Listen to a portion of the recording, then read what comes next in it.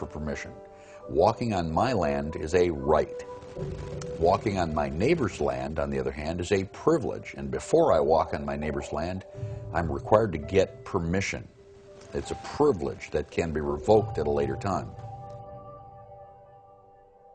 We've got Dr. Edwin Vieira on the list. He's a constitutional scholar. He's argued cases before the Supreme Court. He's Harvard educated. He's written several books, including Constitutional Homeland Security.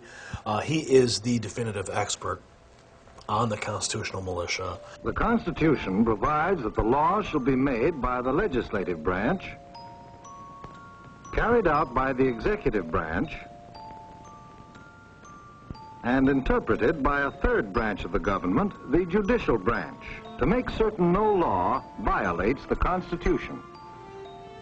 Well, the federal structure is based on division of authority and division of responsibility. The government in Washington, D.C., let me call that the general government, because the federal government includes everything. The federal government is the government in Washington, D.C., the government in the states, the localities, and ultimately the people themselves.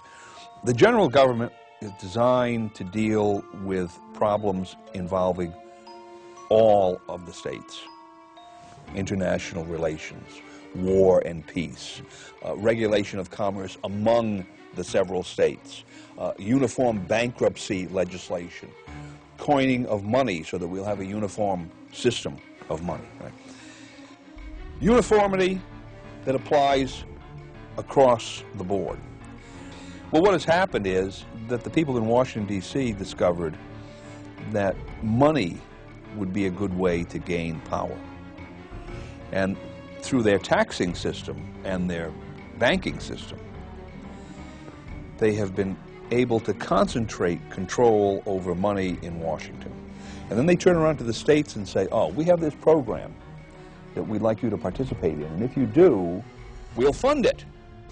And it's a wonderful control mechanism because it's based upon what? The ultimate vice, I suppose, avarice.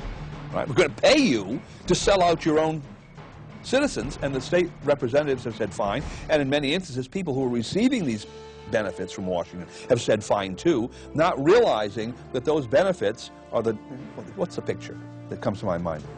The master puts down the food in front of the dog, and the dog is happy to get the food even though the dog has the choke collar around his neck. Right? Even though the dog is now subject to the master, it's happy to get the food.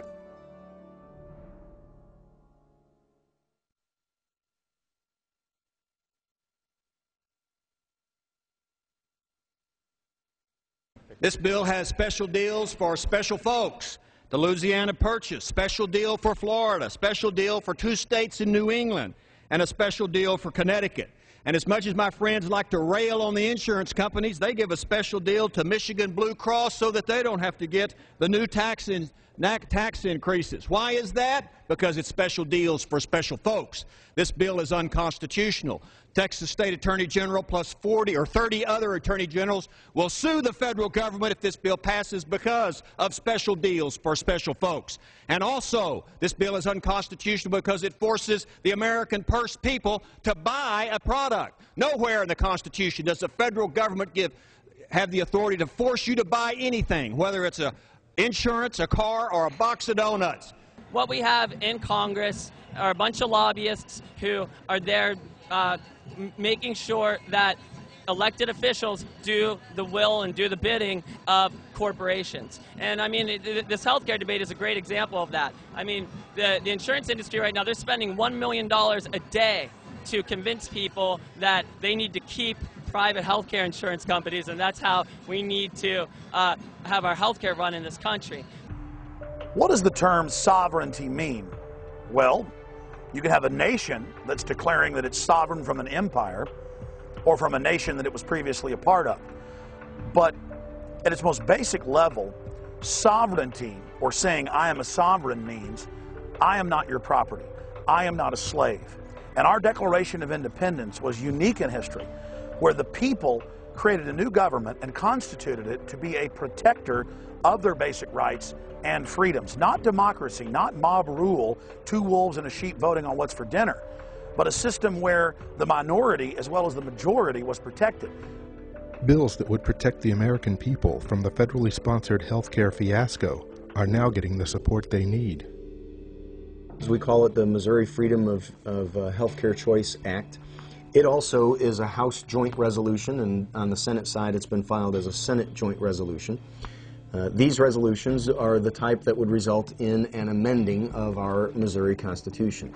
And basically, what these joint resolutions do is inscribe into our state constitution that the citizens of Missouri will not be compelled or forced by the federal government to have any type of health control mandates from the federal government. This is a brilliant piece, a beautiful piece of state sovereignty, pushback type legislation. The main point of passing a resolution is we have to define who we are and what we will tolerate. It's their job to be the public servants. They're getting way off task. The support from the citizens was tremendous. In my 8 years in the legislature, I've never seen so many citizens come up to the Capitol to participate in a hearing. A properly constituted federal government exists only with the authority of the people and is only granted power from the people. The same thing is true with the various state governments. Their power derives from the consent of the governed. We did it with the extension of unemployment benefits in Missouri this past session, where we had to jump through hoops, actually change our state statutes to be able to get those extensions. We said no.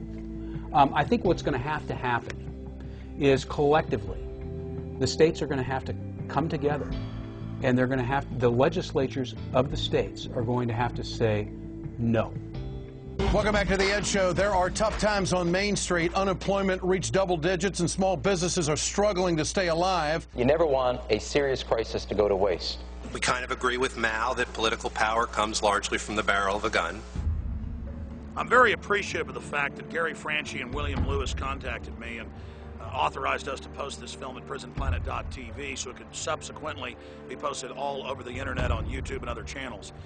They spent a lot of money making this film. It's about states' rights, the difference between the republic and a democracy. This is a film that can really cause a grassroots movement in this nation to rediscover what it is to be an American and to get those checks and balances back over the federal government that only the states under the 10th and 9th Amendment can provide.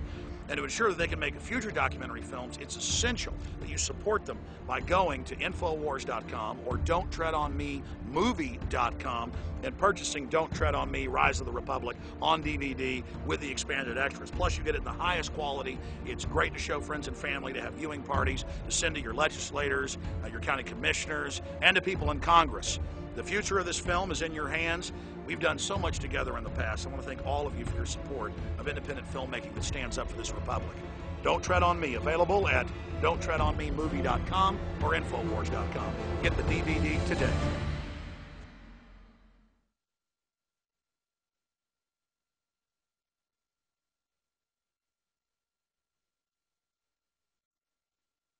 So they think they own our land, they think they own our water, they think they own our children, our education, our money. They completely control all the money supply, think that we have to pay for all their disorderly conduct and their corruption. And the truth of the matter is that none of these things are under federal control.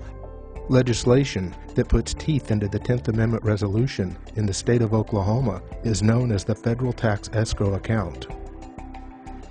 The federal tax escrow account really has two parts to it.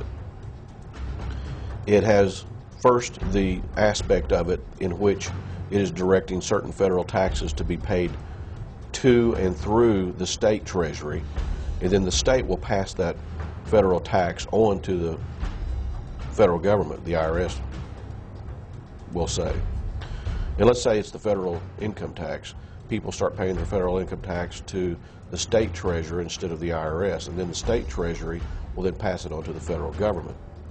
So one of the proposals, and one of the proposals that we have here in Oklahoma and some other states have, is to try to get control over that ability that they have to print money, give it out, and then take it back or hold it back. So putting teeth in the 10th Amendment and in the Constitution, one of those solutions is to require those federal funds in the form of taxes some of them or all of them, to be paid through the state into the state treasury, and then the state treasury will pass it on to the federal